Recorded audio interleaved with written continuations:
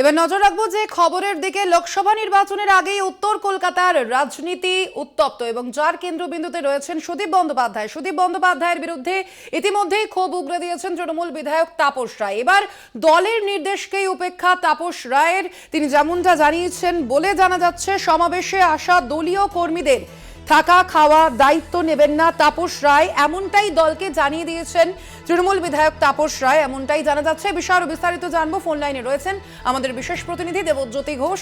দেবজ্যোতি, কি জানা যাচ্ছে এ প্রসঙ্গে? তাপস রায় ঠিক কি জানিয়েছেন? দেখো, তৃণমূল কংগ্রেসের বড় কোনো কর্মসূচি হলে রাত্রি যাপনের জন্য উত্তরবঙ্গ বা দক্ষিণবঙ্গের দূরান্ত জেলাগুলি থেকে যারা কর্মী সমর্থকরা আসেন তাদের নেতাজি ইন্ডোর স্টেডিয়াম বা ক্ষুদিরাম অনুশীলন কেন্দ্রে রাখা হয়।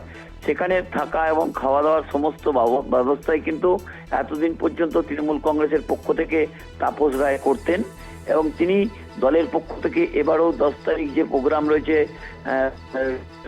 যাত্রা, সেখানেও কিন্তু তাকে সেই দায়িত্ব দেওয়া হয়েছিল, কিন্তু পত্রপাঠ তিনি নাকচ করেছেন এবং দলের নির্দেশকে তিনি উপেক্ষা করেছেন এবং তিনি এই দায়িত্ব নিতে পারবেন না বলে পরিষ্কার করে জানিয়েছেন। আমরা যে খবর সকাল থেকেই দেখাচ্ছিলাম যে তাপস রায় তিনি রাজনীতি থেকে পদত্যাগ করতে পারেন এবং 7 তারিখ তিনি বড় কোনো সিদ্ধান্ত নিতে পারেন। সেই জায়গাতেই তাপস রায়ের পক্ষ থেকে আজকে জানিয়ে দেওয়া হয়েছে যে তৃণমূল কংগ্রেসের যে 10 তারিখ প্রোগ্রাম রয়েছে সেই 10 তারিখ প্রোগ্রামের নেতাজি ইন্ডোর স্টেডিয়ামের কোনো দায়িত্ব তিনি নিতে পারবেন না। একদমই দেবজ্যোতি, অবশ্যই আমাদের এদিকে তো নজর থাকবে, তুমি আপাতত আমাদের সঙ্গে থেকো।